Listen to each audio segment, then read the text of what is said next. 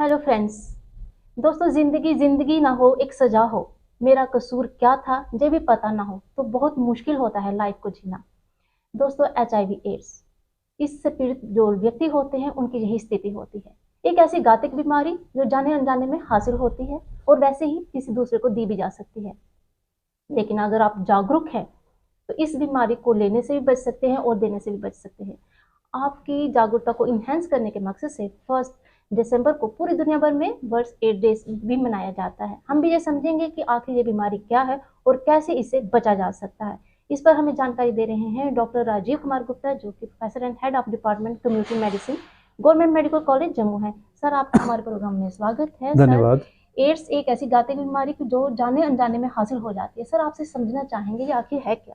ऐसा है कि ये जो एचआईवी एड्स हम इकट्ठा वर्ड भी यूज़ करते हैं, तो इसमें जो एचआईवी वर्ड का मतलब है ह्यूमन इम्यूनो डेफिशिएंसी वायरस। तो ये जो वायरस है ये 1981 में यूएसए में पहली बार देखा गया था।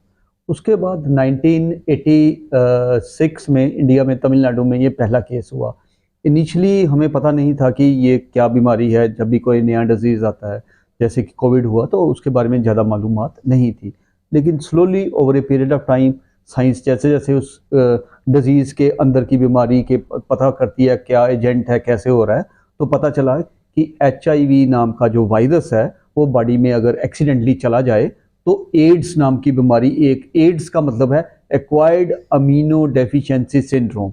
तो ये फुल फ्लैज जब बीमारी के पूरे सिम्टम आ जाते हैं तो एड्स नाम की बीमारी हो जाती सर, है। कहीं ना कहीं हम समझें कि जब एचआईवी इन्फेक्शन हमें होती है तो एड्स नहीं माना जाए उसे। ना, जी। पूरा पूरा ये फुल ब्लोन पिक्चर जब हो जाती है डिफरेंट स्टेजेस में, जी। तो एड्स एक एक फुल फ्लोन, तो एचआईवी वायरस में चला गया तो उस समय एड्स नहीं हुई। जी। कुछ और बीमारियां जब हाँ, इंक्लूड इसमें हो जाती हैं। प्रोग्रेसिव है ओके। क्योंकि ये लंबी बीमारी है। जी। इसके सिम्टम आने में टाइम लगता है, और इनिशियली अगर बॉडी में एचआईवी का वायरस चला भी गया है तो इमीडिएटली हमें पता भी नहीं चलता। हो सकता है 2 4 6 महीने लग जाएं।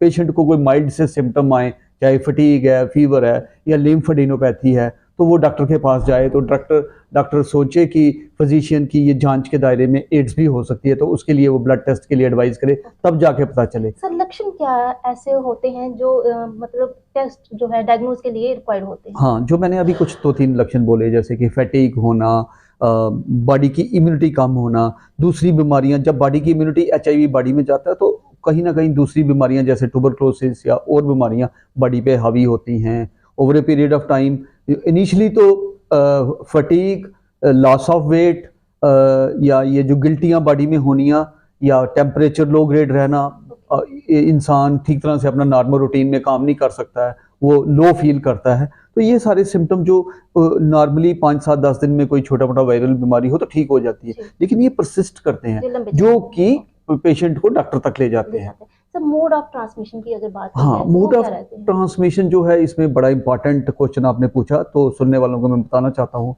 कि मुख्यतः ये तो या तो ब्लड के थ्रू ट्रांसमिट हो सकता है, अगर किसी व्यक्ति को एचआईवी वायरस है उसके शरीर में, और खून जो है बिना जांच के अगर उसको किसी रिसिपिएंट को दिया जाता है तो डेफिनेटली बीमारी हो सकती है। लेकिन अब जो है वो जब भी ब्लड डोनेट करने वाले का किसी रोगी को दिया जाता है ब्लड, तो उससे पहले हम एक कुछ डिजीज़ का टेस्ट करते हैं, जिसमें हेपेटाइटिस बी, सी, एचआईवी, सिफिलिस इत्यादि डिजीज़ हैं, ताकि उसकी जांच हो सके रोगी को डिजीज़। दूसरा जो है, ये अनसेफ सेक्स से हो सकता है। अगर कोई व्यक्ति एचआईवी से प्रभावित है और कंडोम का इस्तेमाल नहीं करता है तो वो अपने पार्टनर को जो है ये दे सकता है। और तीसरा जो है, जो मदर से चाइल्ड ट्रांसमिशन भी मानी गई है। अगर मदर एचआईवी पॉजिटिव है तो वो अपने बर्थ के दौरान बच्चे को, अगर स्क्रीशन टच में आ सकती हैं ड्यूरिंग बर्थ नॉर्मल डिलीवरी में, तो वो भी दे सकती है। इसके अलावा जो ब्लड के साथ लिंकेज हमने बात की, तो जो सिरिंजेस लोग इस्तेमाल करते हैं, intravenous drug users, IV use कहते हैं, अगर किसी भी एक व्यक्ति को एचआईवी है तो वो सेम एक ग्रुप ऑफ पर्सन यूज करते हैं सिरिंज, तो there is very high chance कि एचआईवी का वायरस ट्रांसमिट हो सकता है। सर, एक्सपोजर की आशंका जब कहीं होती है, व्यक्ति को लगता है कि हाँ, मैं किसी एक्सपोजर में आया हूँ, तो सर कैसे उसे कहाँ पे जाके टेस्ट करवाना चाहिए, और जो विंडो पीरियड होता है, इंक्यूबेशन पीरियड होता है, लक्षण कब आते हैं? हाँ, तो ये जो विंडो पीरियड की बड़ी इंपॉर्टेंट बात की, मैंने पहले ही कहा कि समय लग जाता है, मे बी 2, 4, 6 महीने भी लग जाएं।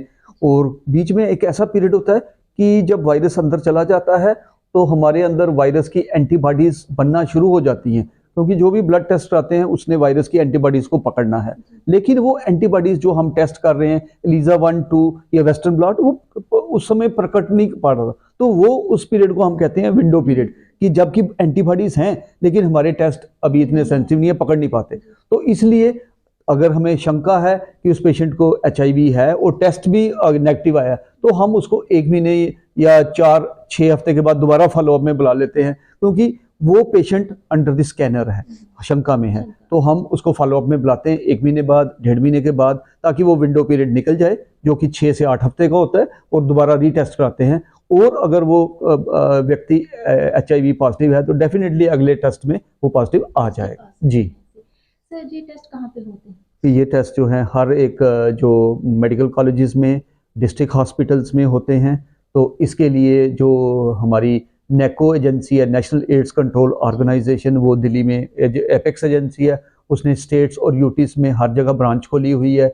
स्टेट ब्रांचेज ऑफ नेको हैं, फिर स्टेट जो नेको ब्रांचेज हैं वो बड़े बड़े हर डिस्ट्रिक्ट हॉस्पिटल में उनकी है सेंटर हैं, जहाँ पे व्यक्ति का जो उनके जांच, उनकी काउंसलिंग और उनके टेस्ट किए जाते हैं, और इफ़ वो पॉजिटिव भी आ जाते हैं तो एंटी रेट्रोवायरल थेरेपी जो है वो दी जाती है। यहाँ पे मैं ये कहना चाहूँगा कि एड्स की बीमारी पूरी तरह क्योरेबल नहीं है, लेकिन हमारे पास जो एंटी वायरल ड्रग्स हैं वो वायरल लोड जो है बॉडी में वो कम करती हैं। इससे क्या होता है कि आदमी की लॉन्गिविटी इन ईयर्स जो है बढ़ जाती है।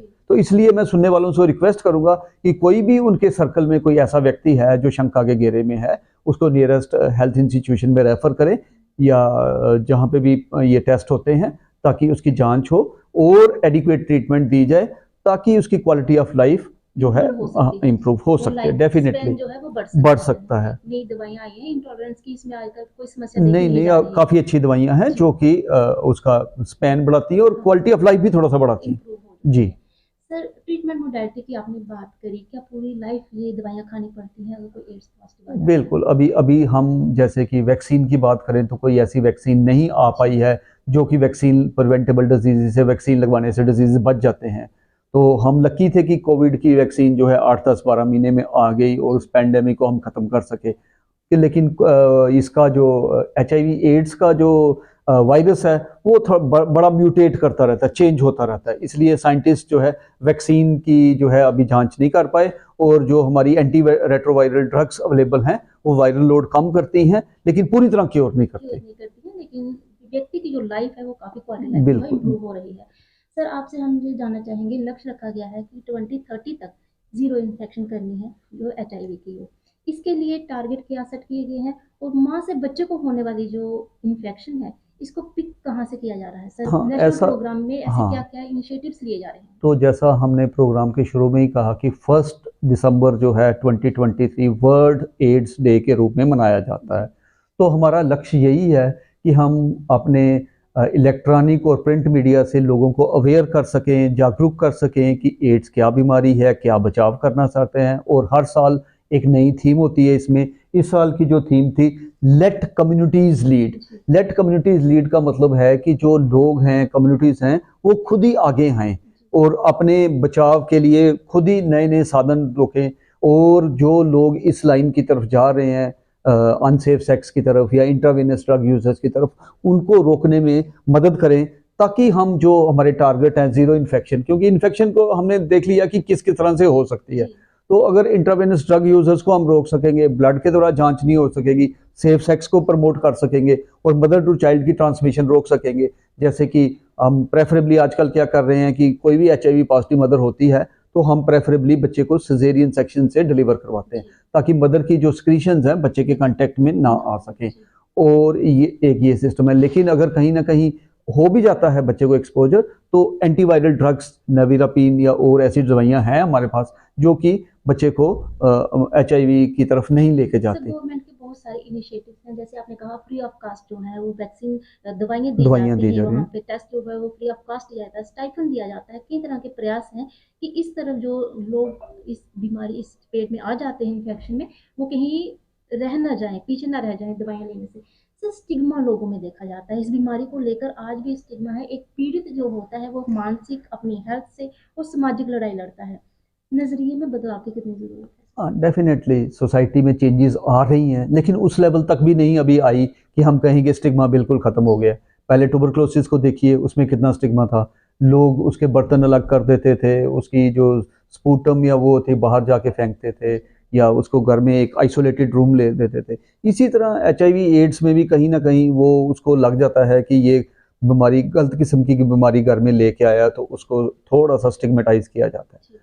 लेकिन यहाँ मैं कहना चाहूँगा कि रोगी को बीमारी कहीं भी किसी सोर्स से भी, जो हमने डिस्कस की है, कहीं भी आ गई है, लेकिन कंट्रोल किया जा सकता है। उसके लिए सिंपैथेटिक व्यू रखना है, ताकि वो अपने लिए भी और फैमिली के लिए भी और सोसाइटी के लिए भी थोड़ा बहुत प्रोडक्टिव रहे। अगर उसको आउटकास्ट कर देंगे, स्टिग्मेटाइज करेंगे, तो एक तो वो दवाइयाँ नहीं रेगुलर लेगा, और वो जो है कि बीमारी को और भी फैला सकता है। जी सर, 80 के दशक में हमें पता चल गया था कि शून्य से, साथ रहने से, साथ खाने पीने से नहीं फैलता है। नहीं ये फैलती। कुछ अन्य कारण हैं जिनको कंट्रोल में रखा जा सकता है, प्रिवेंट किया जा सकता है। सर जो वायरल लोड पे टेस्ट होते हैं उन्हें रूटीन में करवाने पड़ते हैं, कितने इंटरवल के बाद करवाते रहें? और सीडी जो काउंट होते हैं CD वो, 4 सेल की काउंट करते हैं हाँ, तो हम। वो नॉर्मल बने रहें, इसके लिए क्या किया जा सकता है? हाँ, ऐसा है कि जो मैंने जैसे पहले ही कहा कि एचआईवी एड्स जो है एक 100% क्योरेबल बीमारी तो नहीं है, लेकिन ऐसा है कि आज हमारे पास इतने साधन मौजूद हैं कि पेशेंट एक अच्छी हेल्दी लाइफ लीड करता है। उसके लिए उसने क्या करना है, एक तो संतुलित आहार खाना है, बैलेंस्ड फूड खाए, अपनी नॉर्मल एक्टिविटी रखे, ठीक है, और जो जो उसको एडवाइस की है सेफ सेक्स की, ताकि बीमारी और ना फैलाए, और उसके अलावा कहीं ना कहीं इकोनॉमिकली प्रोडक्टिव जो उसकी बॉडी जितना लो करती है वो करता रहे, अपनी फैमिली के लिए, खुद के लिए बिजी रखे।